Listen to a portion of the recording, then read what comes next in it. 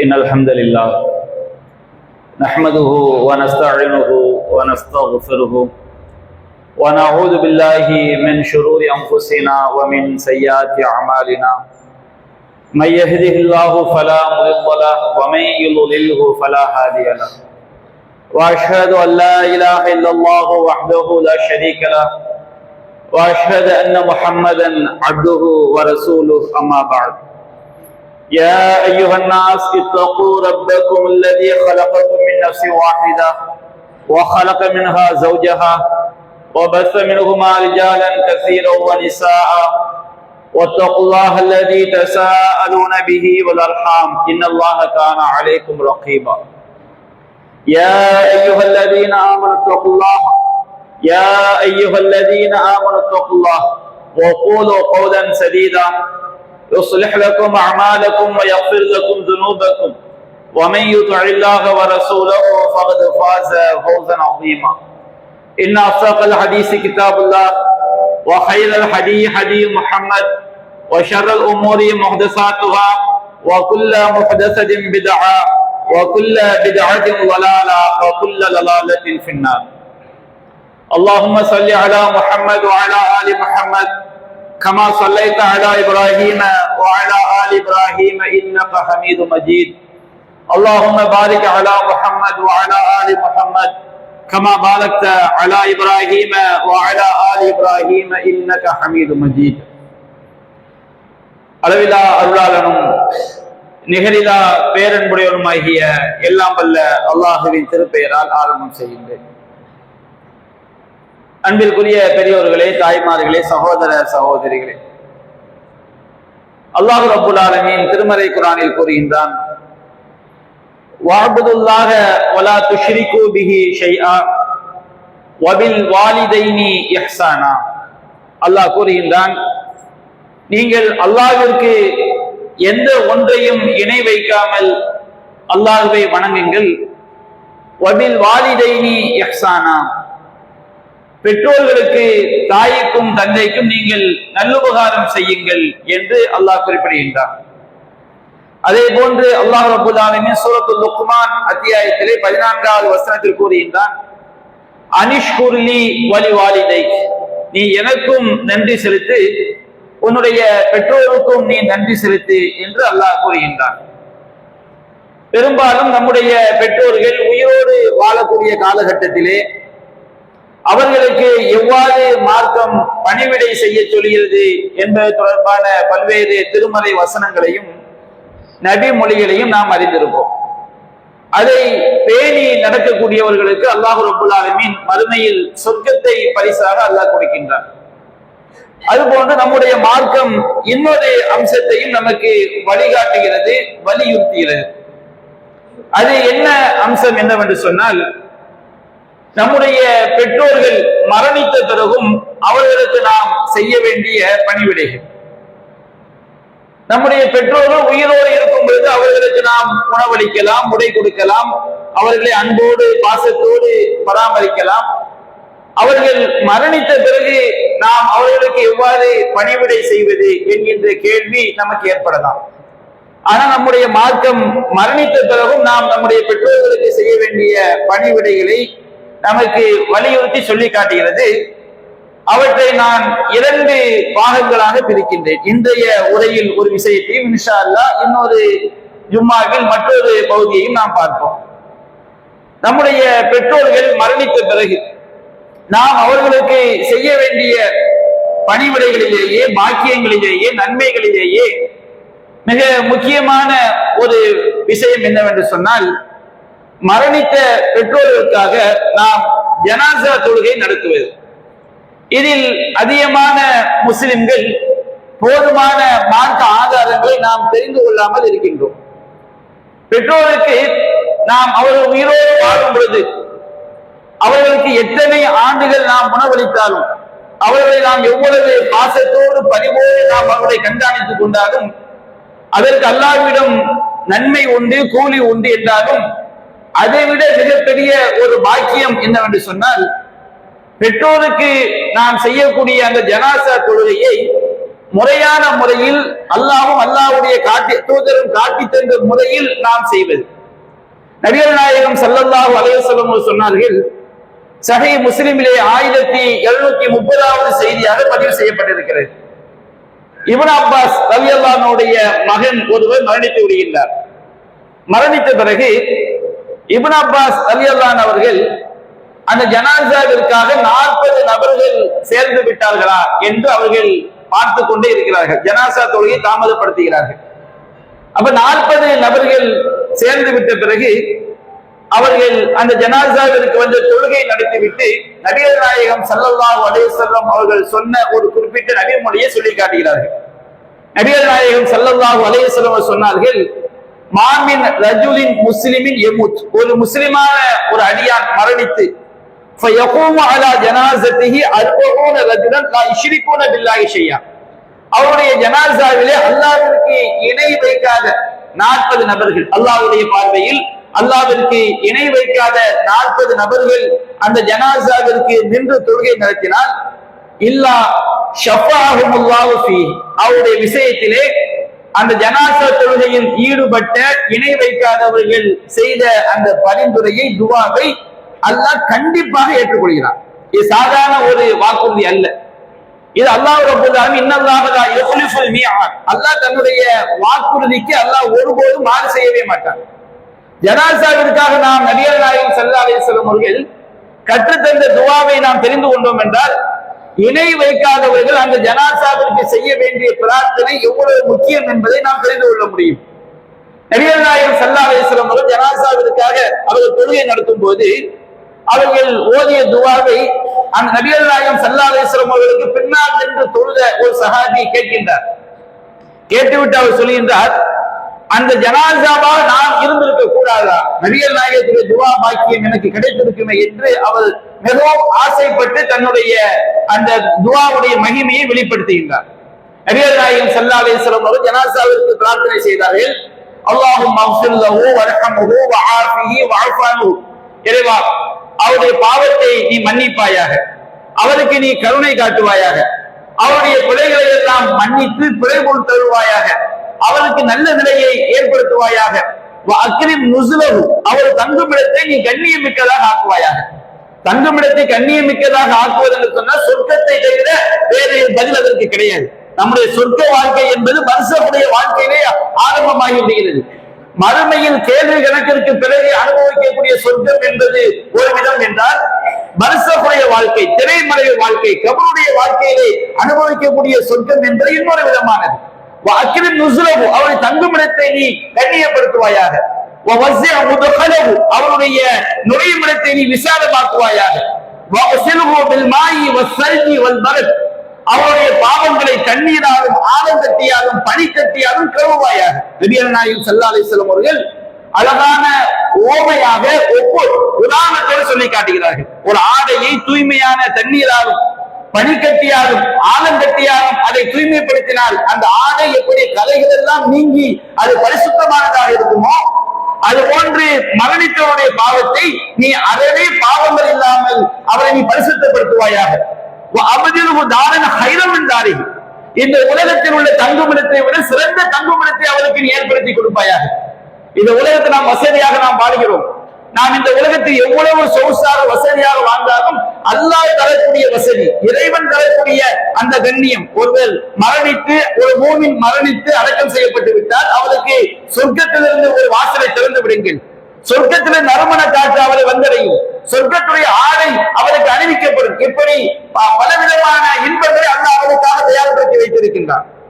அப்போ அவதிகு தாரன் ஹைரம் என்றாரி, இந்த உலகத்தில் உள்ள வீட்டை விட சிறந்த வீட்டை நீ அவருக்கு பகரமாக கொடுப்பாயாக. ஒரு ஜௌஜன் ஹைரம் ஜௌஜிகி, இந்த உலகத்தில் உள்ள துணையை விட சிறந்த துணையை அவருக்கு ஏற்படுத்தி கொடுப்பாயாக. நபிகள் நாயகம் சொன்னார்கள், ஒரு மூமினை அடக்கம் செய்துவிட்டு வந்த பிறகு கேள்வி எனக்கெல்லாம் முடிந்த பிறகு ஒருவன் வருவான். அவனுடைய முகத்தை பார்க்கும் போதே மிகவும் பிரகாசமாக சூரியனை போன்று பிரகாசமாக இருக்கும். அப்போது இந்த நல்லடியார் அவனை பார்த்து கேட்பார், மன் அன்த், நீ யார்? உன்னுடைய முகத்தை பார்த்தாலே நற்செய்தியை கொண்டு வரக்கூடிய முகத்தை போன்று இருக்கிறது. அப்ப அந்த மனிதன் அவன் ஆணாக இருந்தாலும் வருவான், பெண்ணாக இருந்தாலும் வருவான். மரணித்த நல்லடியார்களுக்கு அவன் வருவான். அப்பொழுது அவன் கூறுவான், நான் யார் தெரியுமா? ஆனா அமலுக்கு சாலி, நான் தான் நீ செய்த நற்செயல்கள், நாம் இந்த உலகத்தில் செய்த நற்செயல்கள் தான் நம்மோடு மண்டலத்தில் வரப்போகிறது. அதுதான் நமக்கு துணையாக இருக்கவும் போகிறது. நாம் அல்லாஹ்விடம் பிரார்த்தனை செய்கின்றோம், இந்த உலகத்தில் உள்ள துணையை விட மிகச் சிறந்த துணையை நீ அவருக்கு ஏற்படுத்தி கொடுப்பாயாக. இந்த உலகத்தில் உள்ள குடும்பத்தை விட மிகச் சிறந்த குடும்பத்தை நீ அவனுக்கு ஏற்படுத்தி கொடுப்பாயாக. ஒருவர் மரணித்து விட்டான்னு சொன்னால், அல்லாஹ் நாடினால் அந்த நல்லடியார் சொர்க்கவாதியாக ஆகிவிட்டால் தன்னுடைய குடும்பத்தில் அனைவரையும் அங்கே அவர் சந்திக்கின்றார். அப்ப நபிகள் நாயகம் துஆவிலே சொல்லி காட்டுகின்றார்கள், இந்த உலகத்தில் உள்ள குடும்பத்தினரை விட சிறந்த குடும்பத்தை அவருக்கு நீ வழங்குவாயாக. அவரை சொர்க்கத்தில் நுழைய செய்வாயாக. கபருடைய வேதனையிலிருந்தும் நரகத்துடைய வேதனையிலிருந்தும் அவரை நீ பாதுகாப்பாயாக. இது அவ்வளவு அற்புதமான துவா. அல்லாஹ் ரப்பல் ஆலமீன் இந்த துவாவை மரணித்தவருக்காக யார் செய்தால் ஏற்றுக்கொள்வான்? இணை வைக்காதவர்கள் மரணித்தவருக்காக இந்த பிரார்த்தனையை செய்யும் பொழுது அல்லாஹ் கண்டிப்பாக ஏற்றுக்கொள்கிறான். அப்ப நம்முடைய பெற்றோர்கள் நாம் அவர்கள் நன்றாக நேசிக்கிறோம், அவர்களுக்கு துன்பம் என்றால் நம்முடைய கண்ணீர் வடிக்கிறது, அவர்களுக்கு நோய் என்றால் நாம் கோடிகளையும் லட்சங்களையும் செலவு செய்கின்றோம். அப்படிப்பட்ட நம்முடைய பெற்றோர்கள் அவர்கள் மரணித்த பிறகு அவர்களுக்கு கிடைக்க வேண்டிய சரியான முறையான பாக்கியத்தை ஜனாஸா கொள்கையை நாம் முறையாக நடத்தினோமா என்பதை நாம் சற்றே சிந்திய கடமைப்பட்டிருக்கிறோம். அன்பிற்குரிய சகோதரர்களே, நம்முடைய இஸ்லாமிய சமுதாயத்துல நபிகள் நாயகம் ஸல்லல்லாஹு அலைஹி வஸல்லம் அவர்கள் மரணித்து சில நூற்றாண்டுகளுக்கு பிறகு முஸ்லிம்களுக்கு மத்தியிலே அல் பித்அத்துல் முகஃபிரா, இஸ்லாத்தை விட்டு வெளியேற்றக்கூடிய ஏராளமான புதுமைகள் நூதனங்கள் உள்ளே நுழைந்து விட்டது. அதிகமான முஸ்லிம்கள் இஸ்லாத்தை விட்டு வெளியேற்றக்கூடிய அந்த பித்அத்திலே மூழ்கி திளைக்கிறார்கள். அவர்கள் முஸ்லிம்கள் என்று இருக்கிறார்கள். ஆனால் எவையெல்லாம் இஸ்லாத்தை விட்டு வெளியேற்றுமோ அந்த காரியங்களை சர்வ சாதாரணமாக செய்து கொண்டிருக்கிறார்கள். பித்அத்தை இஸ்லாம் நாம் குர்ஆன் சொன்ன அடிப்படை இரண்டாக பிரிக்கலாம். ஒன்று என்ன? அது இஸ்லாத்தை விட்டு நம்மை வெளியேற்ற. ஒருவர் மரணித்து விட்டால் 7ஆம் பத்தியா 40ஆம் பத்தியா போடுவாங்க. இது பாவம். இதற்கு அல்லாஹ்விடம் கடுமையான தண்டனை இருக்கிறது. நபிகள் நாயகம் சொல்லாத ஒன்றை செய்தால் அல்லாஹ்விடம் ஏற்றுக்கொள்ளப்படாது என்றாலும் இந்த செயல் இஸ்லாத்தை விட்டு வெளியேற்றாது. ஆனால் இன்றைக்கு முஸ்லிம் எடுத்துக்கொள்ளுங்கள், முஸ்லிம்களிலேயே கபர் வாழ்க்கையை ஒருவர் மறுத்தார். கபர் வாழ்க்கை என்று ஒன்று இருக்கு, அதை ஒருவர் மறுக்கிறார். அல்லாஹ் முஸ்லிமாக இருந்து கொண்டு அல்லாஹ்வை ஒருவர் மறுக்கிறார். முஸ்லிமாக இருந்து கொண்டு ஜின்னை ஒருவன் மறுக்கிறான்.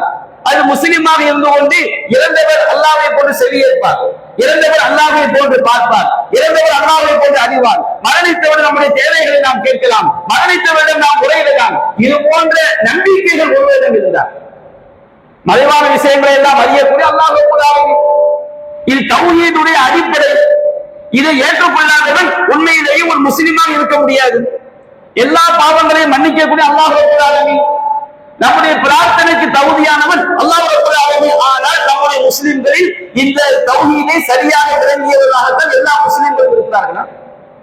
நாம் ஜனாஸாவை யாரிடம் கொண்டு ஒப்படைக்கிறோமோ அவர்கள் இது போன்ற இஸ்லாத்தை விட்டு வெளியேற்றக்கூடிய அந்த பித்அத்களில் அவர்கள் ஊறி திளைத்தவர்களாக அதன் பக்கம் மக்களை அழைக்கக்கூடியவர்களாக இருந்தால் எப்படி அவர்கள் நடக்கக்கூடிய தொழுகை எப்படி ஏற்றுக்கொள்ளப்படும்? நம்முடைய பெற்றோருக்கு நாம் செய்யக்கூடிய ஒரு மிகச்சிறந்த பணிவிடையாக ஆகுமா? அன்பிற்குரிய சகோதரர்களே, நாம் பள்ளிவாசல் நிர்வாகம் என்று சொல்கிறோமே, இந்த பள்ளிவாசல் நிர்வாகம் என்பது பள்ளிவாசலுக்கு பெயிண்ட் அடிக்கிறது, ஃபேன் போடுறது, லைட் போடுறது மட்டும் கிடையாது.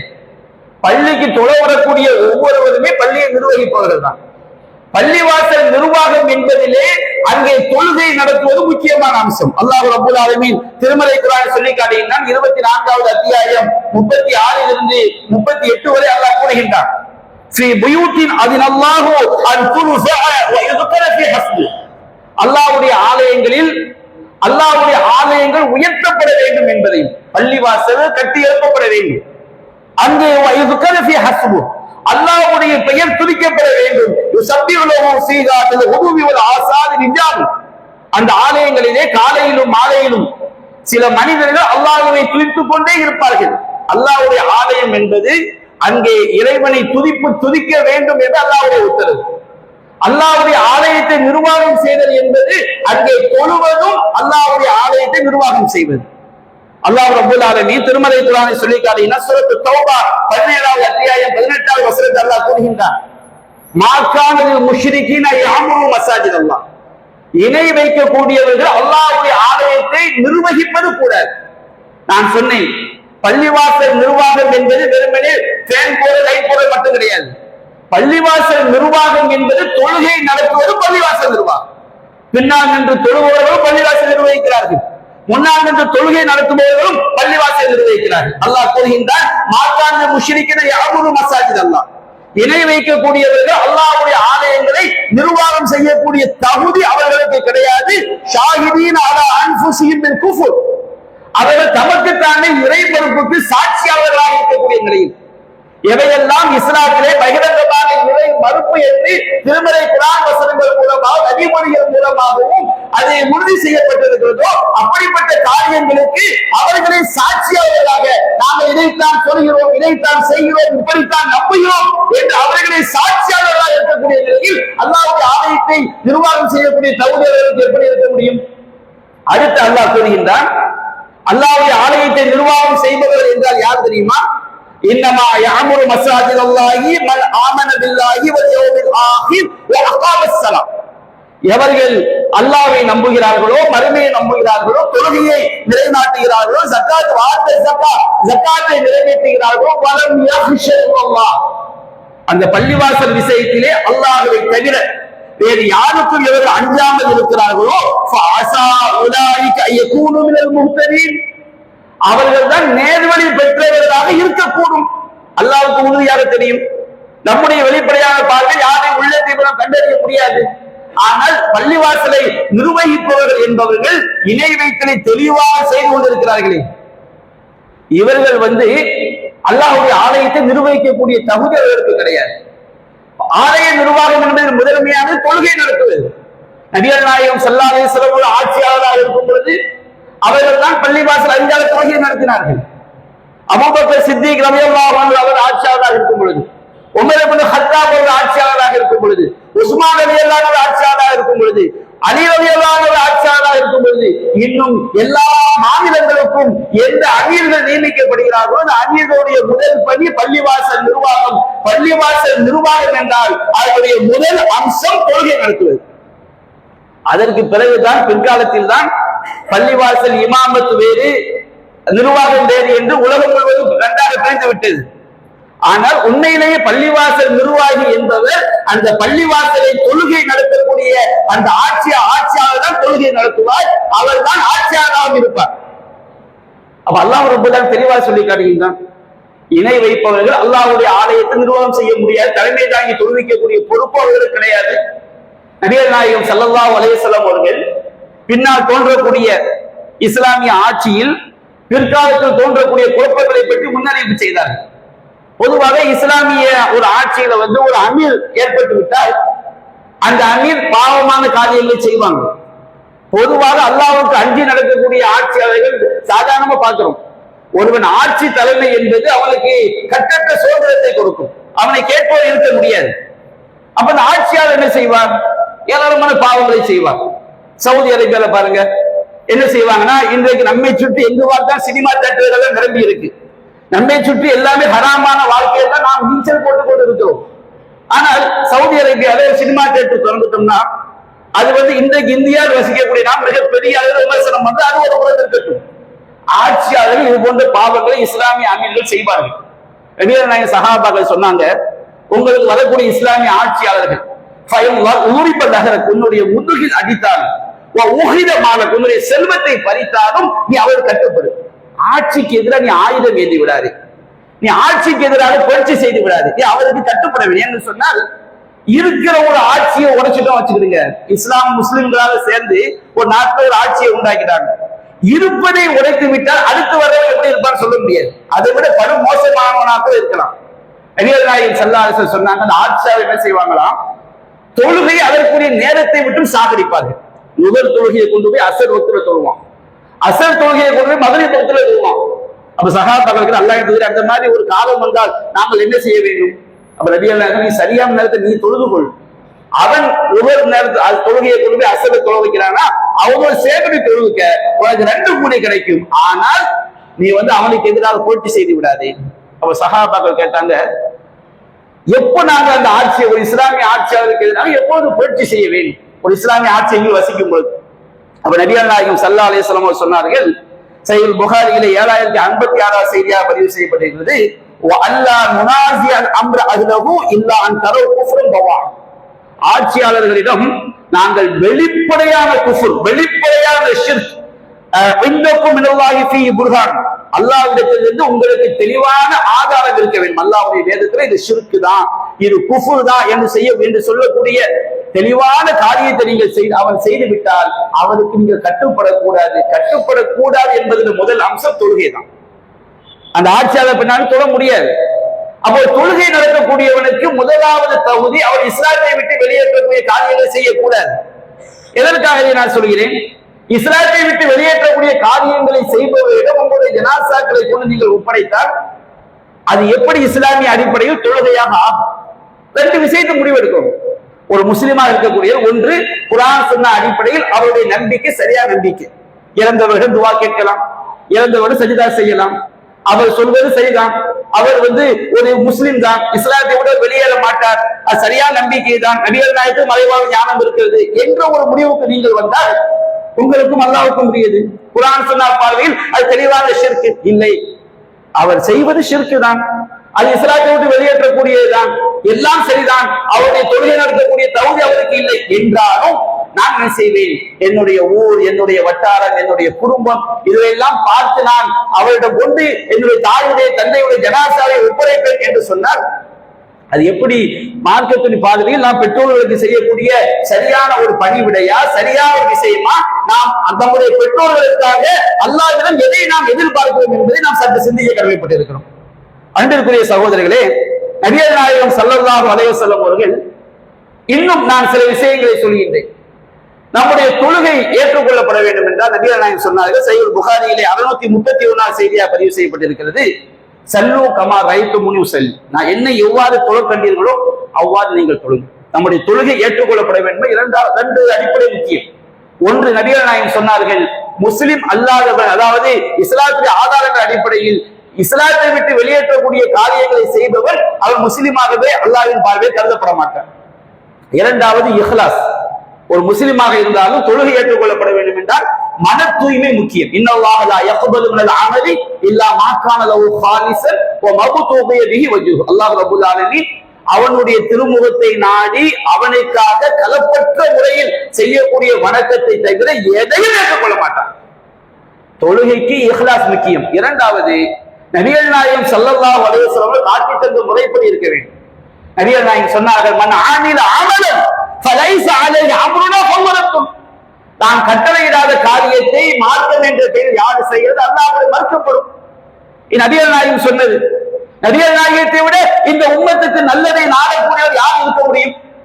நபிகள் நாயகத்தை விட இந்த உம்மத்தின் மீது கவலை கொண்டவர் யார் இருக்க முடியும்? அந்த தூதர் என்ன சொன்னார்கள்? நான் சொல்லாத முறையில் ஒரு காரியத்தை செய்தால் அது ஏற்றுக்கொள்ளப்படாது. ஜனாசா தொழுகை என்பது, ஜனாசா தொழுகை இன்றைக்கு நீங்க சில மதுஹப் எடுத்துட்டீங்கன்னா சூரத்துல் ஃபாத்திஹா ஓத மாட்டாங்க. நபிகள் நாயகம் எப்படி ஜனாசா தொழுகை நடத்தினார்கள்? முதலாவது தக்பீருக்கு பிறகு சூரத்துல் ஃபாத்திஹா ஓதினார்கள். நாம் ஹதீஸ்களிலே பார்க்கிறோம். அதே முஸன்னஃப் அப்துர் ரஸாக்கிலே பதிவு செய்யப்பட்டிருக்கிறது. அபூ உமாமா இப்னு ஸஹல் ரலியல்லாஹு அன்ஹு அறிவிக்கிறார்கள், அஸ்ஸுன்னத்து ஃபிஸ் ஸலா, ஜனாசா தொழுகையில் உள்ள நபி வழி என்பது அல் அய்யுகத்திர, தக்பீர் சொல்லி சும்ம யக்ரா பி உம்மில் குர்ஆன், பிறகு குர்ஆனுடைய அன்னையை ஓத வேண்டும். குர்ஆனுடைய அன்னை என்பது சூரத்துல் ஃபாத்திஹா. சூரத்துல் ஃபாத்திஹாவை முதலாவது தக்பீருக்கு பிறகு ஓத வேண்டும். சும்ம யுஸல்லி அலன் நபி, பிறகு 2வது தக்பீருக்கு பிறகு நபிகள் நாயகம் ஸல்லல்லாஹு அலைஹி வஸல்லம் ஸலவாத் ஓத வேண்டும். சும்ம யுஹ்லிசு துஆ லில் மய்யித், அதற்கு பிறகு மையத்திற்காக இஹ்லாஸான முறையில் பிரார்த்தனை செய்ய வேண்டும். நபிகள் நாயகம் ஸல்லல்லாஹு அலைஹி வஸல்லம் அவர்கள் கடைசி 3-4 பிறகு மையத்துக்காக பிரார்த்தனை செய்ய சொல்லி தந்தாங்க. சில மதுஹப் நீங்க எடுத்துக்கிட்டீங்கன்னா அல் சூரா ஓத மாட்டார்கள். ஹனஃபி மதுஹப் அல் சூரா ஓத மாட்டார்கள். நபிகள் நாயகம் சொன்னார்கள், லா ஸலாத்த லிமன் லம் யக்ரா பி ஃபாத்திஹத்தில் கிதாப், அல் சூரா ஓதானவருக்கு தொழுகையே கிடையாது. அது ஃபர்லான தொழுகையா இருக்கட்டும், சுன்னத்தான தொழுகையா இருக்கட்டும், ஜனாசா தொழுகையா இருக்கட்டும், எந்த தொழுகையாக இருக்கட்டும், அல்ஹம்து சூரா ஓதவில்லை என்ற தொழுகையே கூடாது. அப்ப சில இடங்களில் நீங்க பாத்தீங்கன்னா ஜனாசா தொழுகை அல்ஹம்து சூரா ஓத மாட்டார்கள், குர்ஆன் ஹதீஸை கொண்டு போய் காட்டினாலும் ஏற்க மாட்டார்கள். அப்படி என்றால் அந்த தொழுகை எப்படி ஏற்றுக்கொள்ளப்படும்? நான் நம்முடைய பெற்றோருக்கு அந்த பாக்கியத்தை கொண்டு போய் சேர்க்க வேண்டாமா? அந்த பெற்றோருக்கு அந்த மிகப்பெரிய சிறப்பை அல்லாஹ்வுக்கு இணை வைக்க 40 பேர் பின்னால் நின்று தொழுது விட்டால் அவர்கள் செய்யக்கூடிய பிரார்த்தனையை அந்த மரணித்தவர் விஷயத்தில் அல்லாஹ் கண்டிப்பாக ஏற்றுக்கொள்கிறான் என்கின்ற அந்த அடிப்படையை நாம் சிந்தித்து பார்க்க வேண்டாமா? அன்பிற்குரிய சகோதரர்களே, அடுத்து ஒரு விஷயம் என்ன வருகிறது? ஜனாசா தொழ வைப்பதற்கு தகுதியானவர்கள் யார்? இது அது போன்ற நம்முடைய பெற்றோருக்கு செய்ய வேண்டிய இன்னும் பல்வேறு கடமைகள் என்ன என்ற பல்வேறு விஷயங்களையும் நம்முடைய மார்க்கம் நமக்கு தெளிவான சரியான வழிகாட்டுதல் அல்லாஹ்வின் தூதர் வழங்கி இருக்கின்றார்கள். இன்ஷா அல்லாஹ் அடுத்தடுத்த காலங்களிலே நாம் ஜும்மா உரைகளிலே அது தொடர்பான விஷயங்களை விரிவாக காண்போம். ஆஹிர் தஅவானா அல்ஹம்துலில்லாஹி ரப்பில் ஆலமீன்.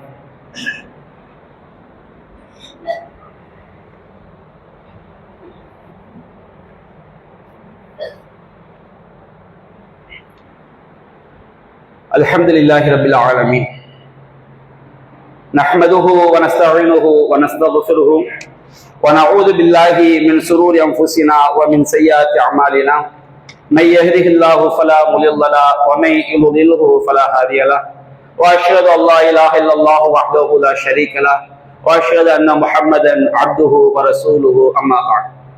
அன்பிற்குரிய சகோதரர்களே, நபிகள் நாயகம் ஸல்லல்லாஹு அலைஹி வஸல்லம் சொன்னார்கள், வல்லாஹு ஃபீ அவுனில் அப்தி மா கானல் அப்து ஃபீ அவுனி அஹி. ஒரு அடியான் தன்னுடைய சகோதரனுக்கு உதவி செய்யும் காலமெல்லாம் அல்லாஹ் ரப்பல் ஆலமீன் அடியானுக்கு அல்லாஹ் உதவி செய்கின்றான். அதே போன்று அல்லாஹ் சொன்னார்கள், மன் நஃபஸ முஸ்லிமின் குர்பத மின் குர்பாத்தி அஹ்லி துன்யா.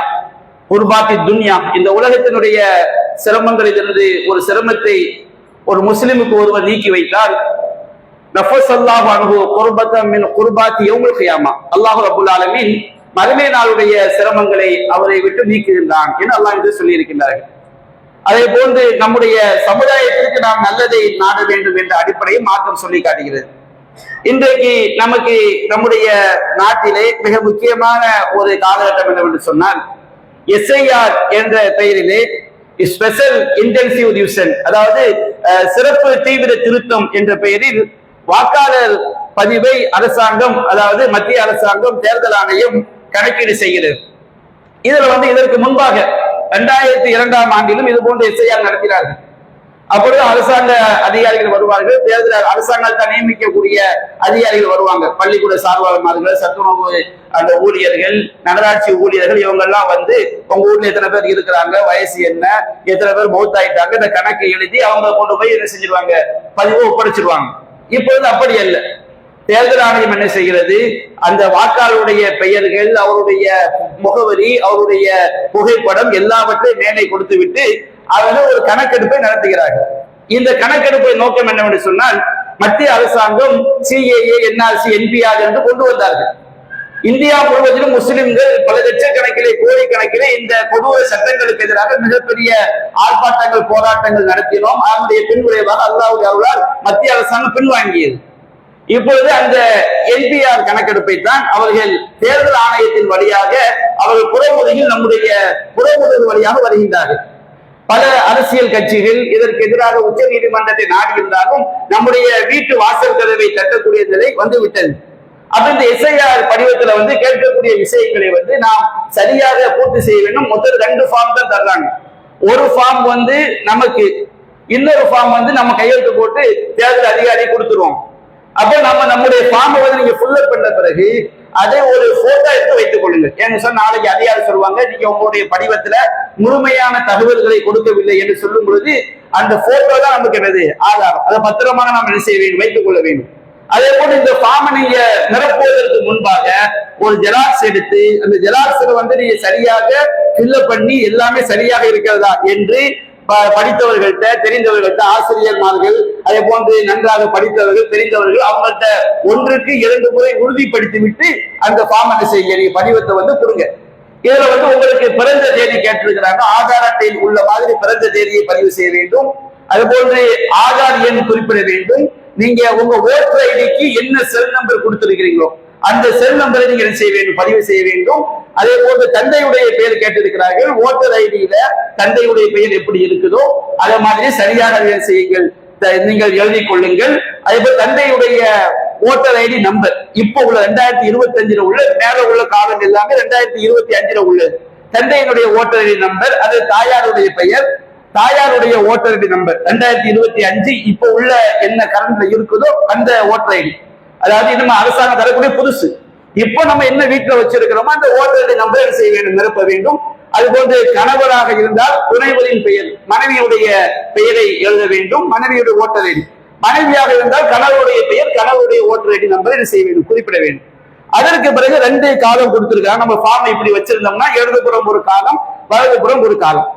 இதுதான் ரொம்ப சிக்கலான விஷயம்.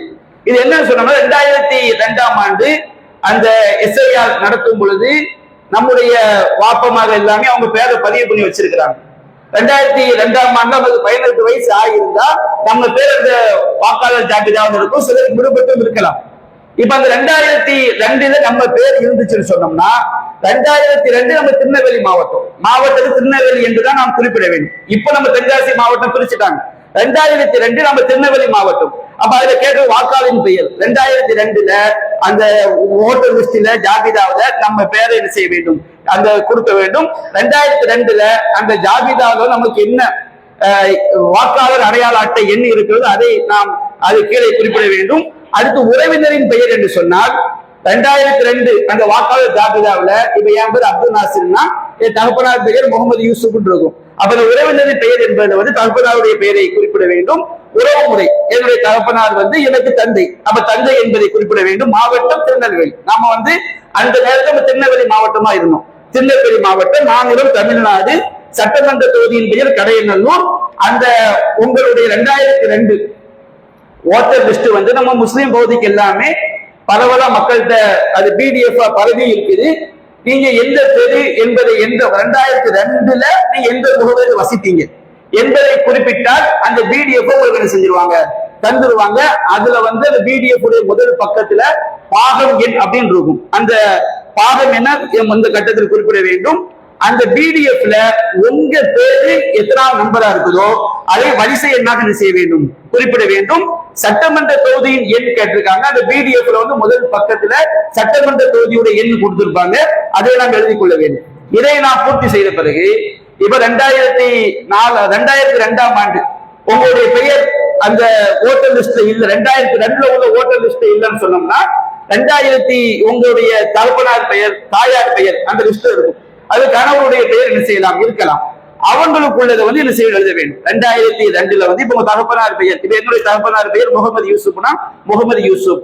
வாக்காளர் அந்த அவங்களுடைய ஓட்டர் ஐடி அந்த நேரத்துல அவங்களுக்கு ஓட்டர் ஐடி நம்பர். அது உறவினரின் பெயர்னா என் தகப்பனாருக்கு உறவினர் தகப்பனார் முகமது யூசுப், தந்தை பெயர் முகமது யாக்கூப் இருக்கும். அப்ப அந்த முகமது யாக்கூப் என்பது என்ன செய்ய வேண்டும், உறவினரின் பெயரால் குறிப்பிட வேண்டும். உறவு முறை என்பது இந்த முகமது யாக்கூப் என்னுடைய தகப்பனாருக்கு தந்தை, தந்தை என்பதை குறிப்பிட வேண்டும். மாவட்டம் திருநெல்வேலி, அப்போ நமக்குள்ள மாவட்டம், மாநிலம் தமிழ்நாடு, சட்டமன்ற தொகுதி கடையநல்லூர். இதையெல்லாம் நம்ம பூர்த்தி பண்ணி கீழே உள்ள பாகம் தகப்பனாருக்குரிய அந்த 2002 அவங்களுடைய எத்தனாவது பாகத்துல எத்தனாவது வரிசை எண்ல அவங்க இருந்தாங்க இதையெல்லாம் குறிப்பிட்டு நம்ம கையெழுத்து போட்டு கொடுத்துட்டோம்னு சொன்னோம்னா பெரும்பாலும் ரிஜெக்டாக வாய்ப்பு கிடையாது. அரசாங்கம் அப்படிதான் சொல்லியிருக்கிறாங்க. சப்போஸ் அது இல்லை என்று சொன்னால் இந்த என்னுடைய பின்புறம் சில ஆவணங்கள் கேட்டிருக்காங்க, அதை உறுதிப்படுத்துவதற்காக செய்வாங்க, அந்த ஆவணங்களை கேட்பாங்க. அந்த அதிகாரி கேட்கும் பொழுது நம்முடைய பெரும்பாலும் நம்ம கிட்ட பாஸ்போர்ட் இருக்கும் அல்லது ஸ்கூல் சர்டிபிகேட் இருக்கும், அந்த ஆதார் அட்டையும் சில நிபந்தனைகள் உட்பட்டு ஏற்றுக்கொள்வாங்க. இன்னும் பல ஆவணங்கள் குறிப்பிட்டிருந்தா நம்மள்கிட்ட இருக்க வாய்ப்பு இல்லை. அரசாங்க வேலை பார்க்கக்கூடியவர்களுக்கு அதுவே போதுமானதா இருக்கும். அப்ப நமக்கு உள்ளது ஸ்கூல் சர்டிபிகேட், பாஸ்போர்ட். இது இல்லாத மக்களுக்கு நாம் என்ன செய்யணும்னா அரசாங்க அதிகாரிகள்கிட்ட போய் இவர் இந்தியர் தான் என்பதை நிரூபிக்கக்கூடிய சான்றுகளை வாங்கி நம்ம கொடுக்க வேண்டும். அப்ப இதுல என்ன பிரச்சனைன்னு சொன்னோம்னா அது 2002 விவரங்கள் எல்லா மக்களுக்கும் எடுக்க முடியாது.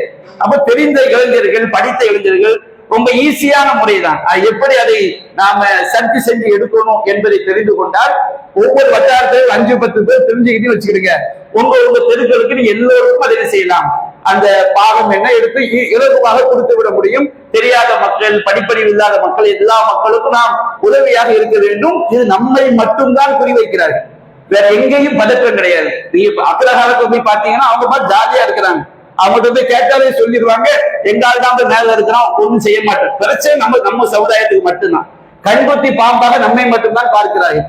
இன்னும் சொல்ல போனா 2002 ஜாபிதாவுல ரஹ்மானியாபுரத்துல ஒரு வாழ்வை ஆன்லைன்ல ஏற்றப்படாமல் இருக்கிறது. அது PLO இருக்குன்னு சொல்றாங்க. நம்முடைய ஃபார்மை கொண்டு வர்றாங்களே PLO, அவங்கள்ட்ட இருக்கும்னு சொல்லி அரசாங்க அதிகாரிகள் சொல்றாங்க. பல அரசாங்க அதிகாரிகளை கேட்டு பார்த்தாலும் அந்த BLO நீங்க கேளுங்க, அவங்க என்ன செய்வாங்க, 2002 விஷயங்களை உங்களுக்கு எடுத்து தருவாங்க சொல்றாங்க. இன்னும் கிழக்கு அலிநூப்பன்ல பல மக்களுக்கு என்ன செய்யுது, அலிநூப்பன் கிழக்கு வடக்கு தெருலையும் பலருடைய பெயர் அவங்க 2030-40 வருஷமா தெருல தான் இருக்கிறாங்க. ஆனா 2002 ஜாபிதாவில பதிவும் பண்ணி இருக்கிறாங்க. தெரு பேரே காணும். ஒட்டுமொத்தமா சொன்னாங்களா இல்லையா, அந்த மாதிரி ஒரு கதையா தெரு லிஸ்டே காணும். ஆமினா அம்மாள் தெரு ஆலிம்சா தெரு தான் இருக்குது. ஆனா அலிநூப்பன் கிழக்கு தெரு, கிழக்கு வடக்கு தெரு, சோழர் ஆளுநர் சொல்றாங்க எங்களுக்கு கந்தர் மஸ்தான் தெருவோட கலந்து இருக்குதுங்கிறாங்க. ஆனா சர்ச் பண்ணி பார்த்தா பலருக்கும் அவங்களுடைய பெயர் 2002 ஜாபிதாவில் அந்த தெருக்களை விடுபட்டிருக்கு. அப்ப அதற்கு என்ன செய்ய வேண்டும் என்பதை நம்ம சமுதாய பிரமுகர்கள், நான் இங்க தெரிந்த விஷயத்தை சொல்கிறேன், என்னை விட இந்த விஷயம் நன்கு தெரிஞ்சவங்க இந்த உரையை நீங்கள் கேட்டுக்கொண்டிருக்கிறீர்கள். அது போன்று இந்த ஃபார்மை ஃபில்அப் பண்றதுக்காக நம்முடைய ஜமாத்தில் சார்பாகவும் நாம் அதற்குண்டான வழிகாட்டுதலை கொடுக்கவிருக்கின்றோம். அது போன்று இன்னும் பல சகோதரர்கள் இந்த ஃபார்மை ஃபில்அப் பண்ணுவதற்குரிய வழிகாட்டுதல் முகாம் நடத்துறாங்க. நீங்க முறையாக இந்த முதல்ல நீங்க என்ன செய்யுங்க, ஜெராக்ஸ் எடுத்து அதனை நிரப்பிக் கொண்ட பிறகு திரும்ப என்ன செய்யுங்க, பிழை இல்லாமல் அதை அந்த ஒரிஜினல் ஃபார்ம்ல என்ன செய்யுங்க, நிரப்பிக் கொள்ளுங்கள். அது போன்று முறையாக உங்கள் வீடு வெளிநாட்டில் உள்ள எல்லாருக்கும் நீங்க என்ன செஞ்சிருங்க, அந்த ஃபார்மை வாங்கிருங்க. வெளிநாட்டில் உள்ளவருக்கு தந்தை கையெழுத்து போட்டு வாங்கிடணும். ஒரு அப்துல் கலாம் சொன்னோம்னா அவருடைய மகன் ஹுசைன் வெளிநாட்டில் இருப்பார், ஹுசைன் ஃபார்மு, ஹாலித் எல்லா ஃபார்மையும் வாங்கி அப்துல் கலாம் கையெழுத்து போட்டு பிராக்கெட்ல தந்தையும் போட்டோம். அப்ப வெளிநாட்டில் உள்ளவங்களுக்கு அவங்க என்ன செய்யறாங்க, வாங்கிடுறாங்க. இந்த விஷயத்தில் சமுதாயத்துடைய இளைஞர்கள், படித்த பெண்கள், நம்ம சமுதாயத்தில் உள்ள ஆசிரியர்கள், அரசு அதிகாரிகள், அரசியல் கட்சி பிரமுகர்கள் எல்லோரும் ஒற்றுமையாக ஒட்டுமொத்தமாக செயல்பட்டு இதை நாம் நம்முடைய சமுதாயத்தில் உள்ள யாருக்கும் விடுபடாமல் நாம் அதற்கு வழிகாட்ட வேண்டும். நம்முடைய கடைநல்லூரை பொறுத்த வரைக்கும் பெரும்பாலும் பிரச்சனைகள் வருவதற்கு வாய்ப்பில்லை. இல்லாத மக்களையும் அவர்களை அந்த வாக்காளர் லிஸ்ட்ல கொண்டு போய் சேர்ப்பதற்கு என்ன செய்ய வேண்டும் என்கின்ற வழிமுறைகளை நாம் ஒட்டுமொத்தமாக ஈடுபட வேண்டும். அல்லாஹ் ரப்பல் ஆலமீன் நம்முடைய சமுதாயத்தை இம்மையிலும் மறுமையிலும் வெற்றி பெற்ற சமுதாயமாக ஆக்கி அருள் புரிவானாக. வாஹிரு தஅவானா அல்ஹம்துலில்லாஹி ரப்பில் ஆலமீன்.